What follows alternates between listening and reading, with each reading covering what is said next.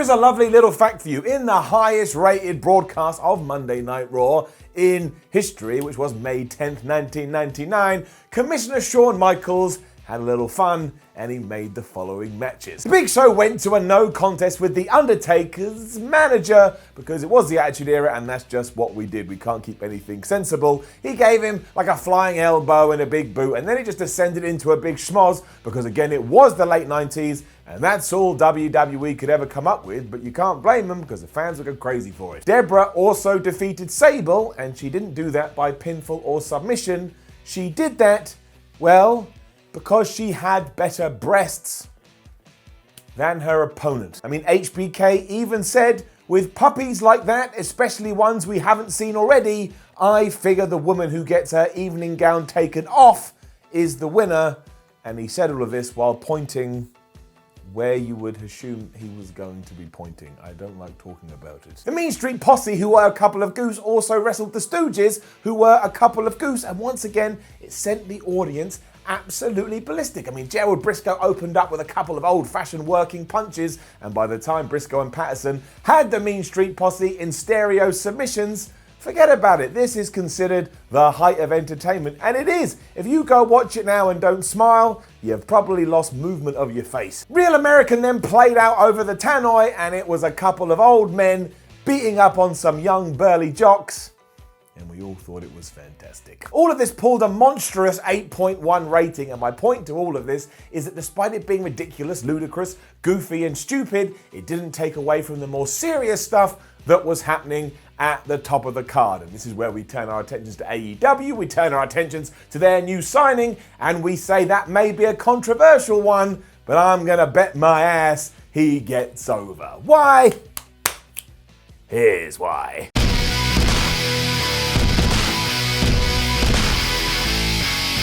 The person in question is Orange Cassidy, hence why I've donned my sunglasses, as a tribute to the man. And before we get into him, remember that everything I have just spoken about was always presented by WWE as real. And yeah, it appealed to the lowest common denominator, but at no point did it ask you to retune your brain. It was all operating on the same wavelength. So with Mr. Cassidy, the criticism goes like this. How can a pro wrestler whose major gimmick is that while he is very good in between the ropes, he just can't be bothered, succeed or thrive or even be in a promotion where they have told us for the last 76 years, we're going to be sports orientated, we're going to be sports focused, this is all about sports, sports, sports, sports. I mean, if you haven't seen Orange, he is quite the unique cat. Like sometimes he will just lightly brush his leg against his opponent as opposed to pulling it back and kicking them as hard as he can, because again, it just can't be asked. He usually does all of this with his hands in his pockets too, and that includes when his opponent hurls themselves out of the ring. Instead of jumping out of the way, he usually just like lies down and casually rolls out of the ring, because why not? It's less pain on his body. He genuinely looks like he could fall asleep, and naysayers will say, well, now you've just exposed this spot as an utter sham. Forget the fact that wrestling is a sham, move that to one side, and you're 100% right. If this was a real fight and somebody did that, you'd just stop running, you'd grab them, and you'd pummel them in the head until they couldn't get up. That's what real fighting is. I mean, really, it's like, that's what MMA dudes say. They say, when I'm in the octagon or the ring or whatever, I want to kill that guy, but thankfully there's a ref and he's going to calm us down. But that's the whole point. It is different. It can only happen in pro wrestling, and it is fun. Let's grab that last word, fun, and doubly focus down on that, because I think in 2019, sometimes we forget that if it ain't fun, why the hell are we watching it to begin with? When we do jump in deeper, though, there is more of a traditional wrestling act here than first meets the eye. And that was me revealing my eye and apparently crushing my sunglasses, as if you didn't know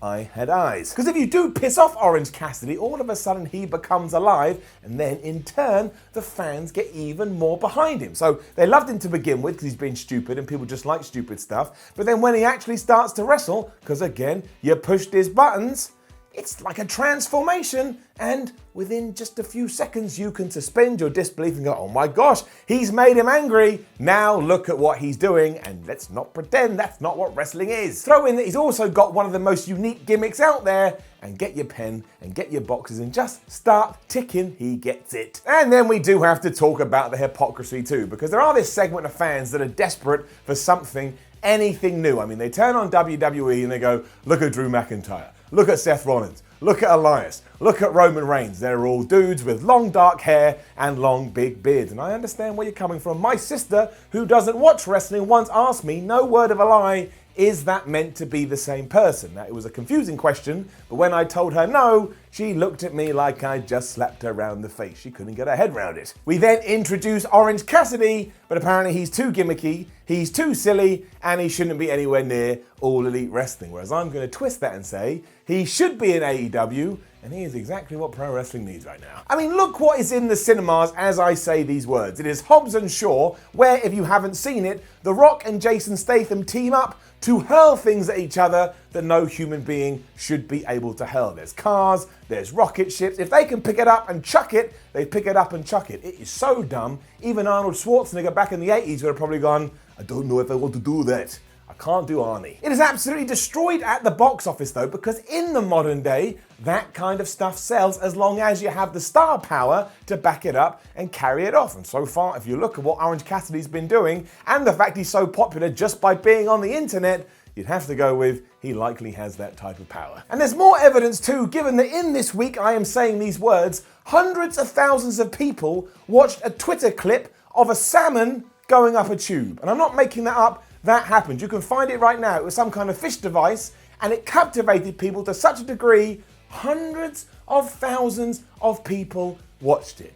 A fish going up a tube. So it is that the audience en masse is warming towards, and pro wrestling should always be trying to tap in to what the mainstream likes, because that's when pro wrestling is at its best and when it explodes and more people start watching. And we're all waiting for that. We talk about it all the time. If nothing else, Cassidy isn't going to set the tone for everything AEW does. Back in that Raw episode we were talking about at the start of the video, it was headlined by Steve Austin, The Rock, and Vince McMahon taking on The Undertaker, Shane McMahon, and Triple H. So when Cassidy does turn up on AEW #1, it doesn't even matter what he does, because in the main event, we are going to have Chris Jericho and two mystery partners taking on the Golden Elite, and that is going to be as serious wrestling matches come. Claiming that Orange is doom and gloom is the equivalent of saying that pushing and using Gerald Briscoe in the way that we did on Raw is going to ruin Stone Cold Steve Austin. And don't forget, Gerald Briscoe and Stone Cold clashed all the time, and yet somehow Steve Austin went on to be one of the biggest draws of all time. I mean, it baffles the brain. And yeah, sure, maybe a gimmick like that will be lost on somebody like Jim Ross, but we can cross that bridge when we come to it.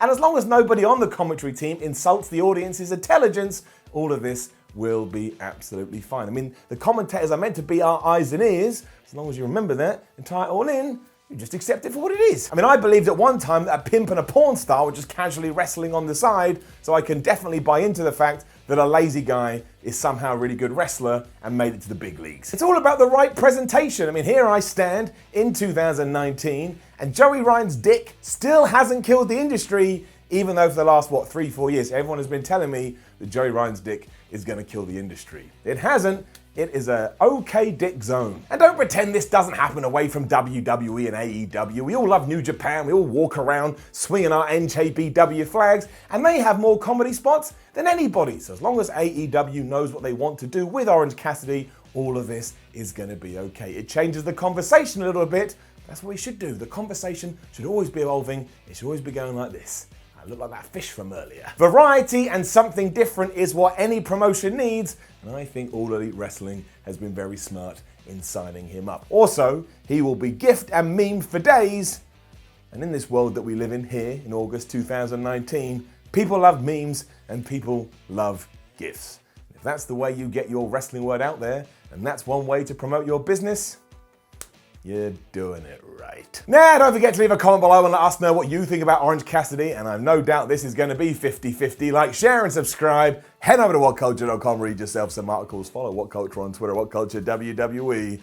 Watch more videos here on What Culture Wrestling. My name is Simon from What Culture. Thank you very much for watching, and yeah, I do want to know what you think about Orange Cassidy. I'm not going to lie. First time I saw him, I was like, that's a bit weird, that's a bit strange, but now I just get a kick out of him and he makes me laugh. Also, I can see that he's enjoying it, and when you can see that someone's enjoying what they do, somehow it just transports itself onto you, and you feel better, you feel positive, you feel more happy, and as you know, I love being positive and I love being happy. Go out there and have wonderful days.